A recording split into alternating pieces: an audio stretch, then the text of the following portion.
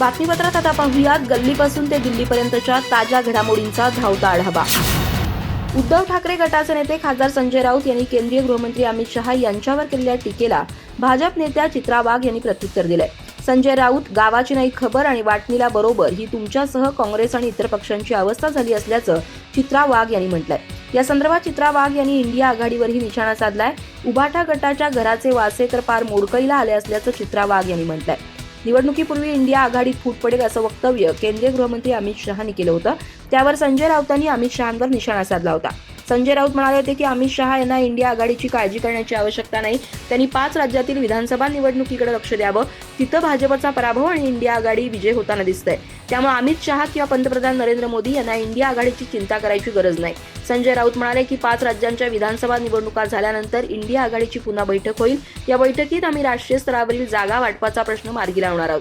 त्यामुळे इंडिया आघाडीची कोणालाही चिंता करायची गरज नाही। तुम्ही तुमच्या घरात बघा, आमच्या घरात डोकवण्याची गरज नाही। 2024 मध्ये इंडिया आघाडी विजय होईल।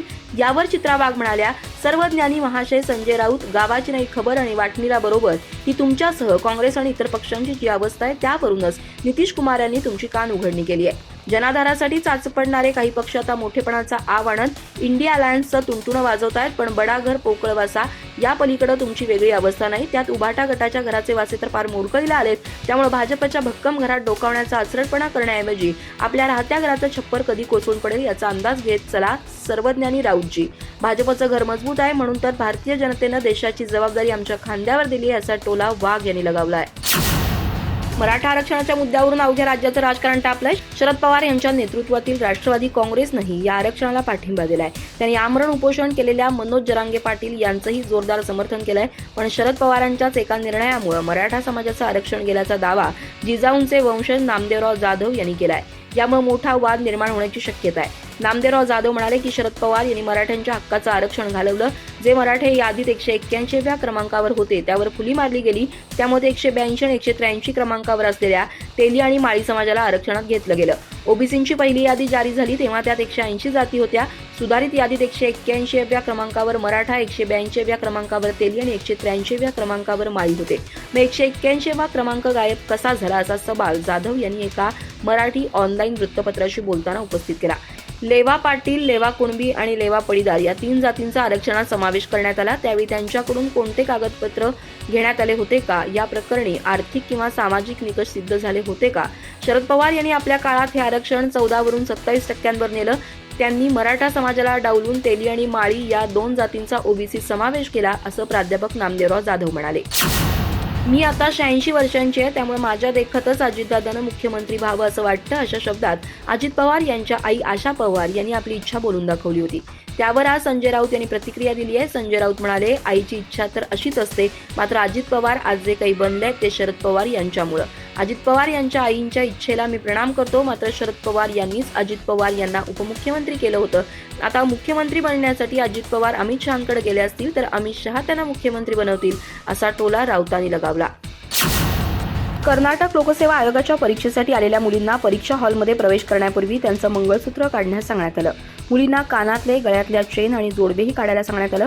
हा नियम फक्त हिंदूंसाठी आहे का असा सवाल भाजपचे खासदार बसनगौडा यत्नल यांनी केला। आपले मंगळसूत्र काढण्यास सांगितले गेलेल्या एका विद्यार्थिनीने सांगितलं की अधिकाऱ्यांनी हिजाब घातलेल्या महिलांची तपासणी केली परंतु त्यांना आतमध्ये प्रवेश देण्यात आला। विद्यार्थिनीने सांगितलं की हिंदू धर्मात मंगळसूत्र काढलं जात नाही, जेव्हा आवश्यक असेल तेव्हाच आम्ही ते काढून टाकतो।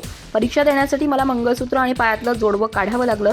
ज्याप्रमाणे त्यांनी हिजाब घातलेल्या मुलींना तपासल्यानंतर आज जाऊ दिलं, त्याचप्रमाणे आम्हालाही आज जाण्याची परवानगी द्यायला हवी होती। उत्तराखंडच्या 3 दिवसांच्या दौऱ्यावर असलेले काँग्रेस खासदार राहुल गांधी यांनी केदारनाथ धामला भेट दिली। या दरम्यान राहुल आरतीमध्ये सहभागी झाले होते। काँग्रेस पक्षानं आपल्या अधिकृत सोशल मीडिया अकाउंटवर यात्रेचे व्हिडिओ आणि फोटो शेअर केलेत, ज्यामध्ये वायनाडचे खासदार राहुल गांधी केदारनाथ मंदिरात भाविकांना चहा देताना आणि मंदिर परिसरात भाविकांना प्रसाद वाटताना दिसले। काँग्रेस खासदार राहुल गांधी रविवारी 3 दिवसांच्या वैयक्तिक दौऱ्यावर उत्तराखंडला पोहोचलेत। तिथे त्यांनी केदारनाथ धामला भेट देऊन पूजा केली। उत्तराखंड काँग्रेसच्या म्हणण्यानुसार राहुल यांनी संपूर्ण देशात सुख, शांती आणि समृद्धी येण्यासाठी बाबा केदारनाथांकडे प्रार्थना केली। उत्तराखंड काँग्रेसनं ट्विटवर लिहिलं, राहुल उत्तराखंडच्या धार्मिक दौऱ्यावर आहेत। या काळात कोणताही राजकीय कार्यक्रम होणार नाही। सर्व पक्ष कार्यकर्त्यांना विनंती आहे की त्यांनी या वैयक्तिक प्रवासाचा आदर करावा आणि तो गोपनीयतेत पूर्ण करू द्यावा। पुढच्या वेळी तुम्ही राहुल गांधींना भेटू शकता। मंत्री छगन भुजबळ यांच्या ओबीसी आरक्षणावरील व्हायरल झालेल्या एका कथित ऑडिओ क्लिपवर मराठा आरक्षणाचा चेहरा ठरलेल्या मनोज जरांगे पाटलांनी आपली भूमिका स्पष्ट केली आहे. त्यांचा प्रश्न करेंगे या मरेंगेच आहे. आमचं वाक्य लढेंगे आणि जितेंगेच आहे. आम्ही कुणावरही अतिक्रमण केलं नाही. गरीब मराठ्यांच्या मुलाविषयी निष्ठुर राहणं योग्य नाही असं ते म्हणाले. वादग्रस्त ऑडिओ क्लिपमध्ये छगन भुजबळ एका व्यक्तीशी फोनवर बोलत आहेत. त्यात ते कथितपणे म्हणत आहेत की ही सर्व मंडळी आली आहे. त्यांचं एकच म्हणणं आहे की आपण आवाज उठवला पाहिजे. मी तर म्हणतोच आहे की आता आवाज उठवा. एकतर आपण कुठंपर्यंत लढणार. गावोगावी त्यांचे बुलडोझर चालत आहेत. त्यात ओबीसी काही वाचणार नाही आता. त्यामुळे करेंगे या मरेंगे हेच सर्वांनी करायला पाहिजे. असंही मरत आहेत तसंही मरत आहेत. दुसरं काय. त्यांचं सर्व झाले. मी उभा राहतोय. छगन भुजबळ यांच्या या भूमिकेवर मनोज जरांगे पाटील यांनी जोरदार आक्षेप घेतलाय. त्यांचा करेंगे या मरेंगे हा प्रश्न आहे. आमचं वाक्य लढेंगे आणि जितेंगेच आहे. महाराष्ट्रात मराठा आरक्षणाचं शांततेत आंदोलन सुरू आहे. बाकी प्रश्न ज्यांच्या त्यांच्या विचारांचा आहे. आम्ही कुणावरही अतिक्रमण केलं नाही. लढाई अजून सुरू आहे असं मनोज जरांगे म्हणाले. आता सुरुवात झाली आहे. पुढे पाहावं लागेल कशा पद्धतीनं निकाल लागतील. स्वतःची पाठ थोपटून घेतात हे योग्य नाही. पैशाचा वापर ग्रामपंचायतीमध्ये केला गेला असा गंभीर आरोप शरद पवार गटाचे आमदार रोहित पवार यांनी अजित पवार यांच्यावर केलाय. बारामती तालुक्यातील 12 ग्रामपंचायतींपैकी 12 ग्रामपंचायतींवर अजित पवार गटानं वर्चस्व मिळवलंय. अशा परिस्थितीत रोहित पवार यांनी केलेला आरोप गंभीर मानला जातोय. राज्यभरात काल ग्रामपंचायत निवडणुकीसाठी मतदान झालं. यात पुणे जिल्ह्यातील 231 ग्रामपंचायतीच्या सार्वत्रिक निवडणुका तर 157 ग्रामपंचायतीच्या पोटनिवडणुका पार पडल्या. या निवडणुकीचे निकाल आज जाहीर झाले. या निकालामध्ये बारामती तालुक्यात अजित पवार यांचं गाव असलेल्या काटेवाडीमध्ये भाजप विरुद्ध राष्ट्रवादी काँग्रेस अशी लढत झाल्यानं याकडे सर्वांचं लक्ष लागलं होतं. मात्र ग्रामपंचायतीसह तालुक्यातील सर्व 12 ग्रामपंचायतींवर अजित पवार गटानं वर्चस्व मिळवलंय. मात्र निकाल हाती येण्याच्या आधीच भाजपनं अजित पवार गटावर पैशांचा वापर केला असल्याचा आरोप केला होता. यावर सुप्रिया सुळे आणि सुधीर मुनगंटीवार यांनी टीका केली होती.